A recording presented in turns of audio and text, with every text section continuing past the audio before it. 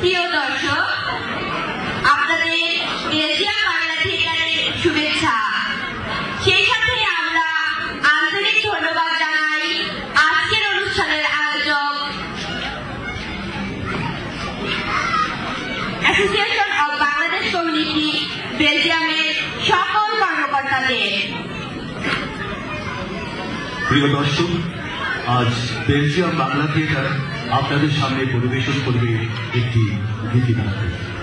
গীতিনাট্যটি আমরা পুঁথি এবং আমাদের লোকজ সঙ্গীতের সুরে আপনাদের শোনাব। আপনারা জানেন, পুঁথিপাঠ আমাদের আদি সংস্কৃতির একটা লুপ্তপ্রায় অংশ।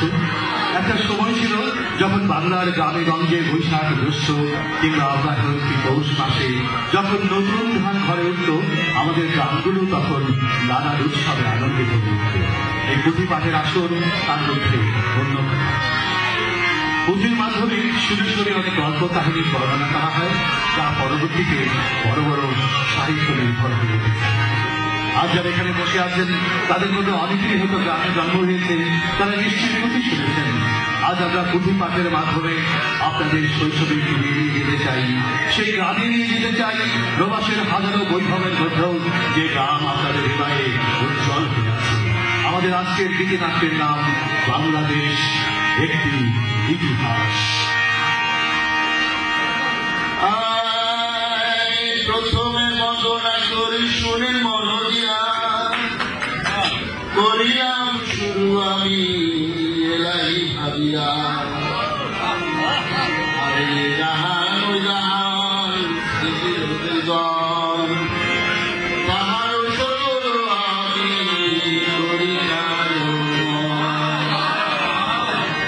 সফলমে এবার আমি নিমত জানাই, আমি যে বান্ধিব কিসা হেন সাধনাই।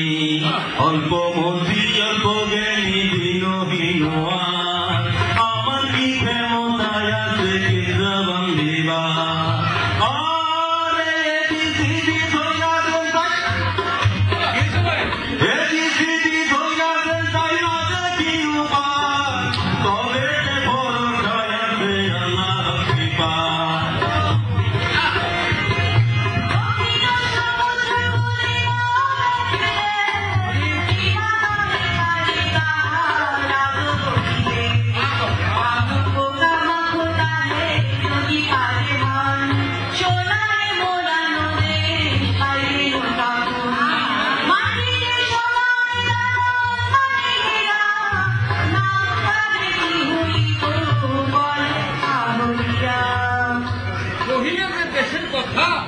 সেই দেশের জানি তাহারও ভাটিতে আসি নিথর কালা পানি।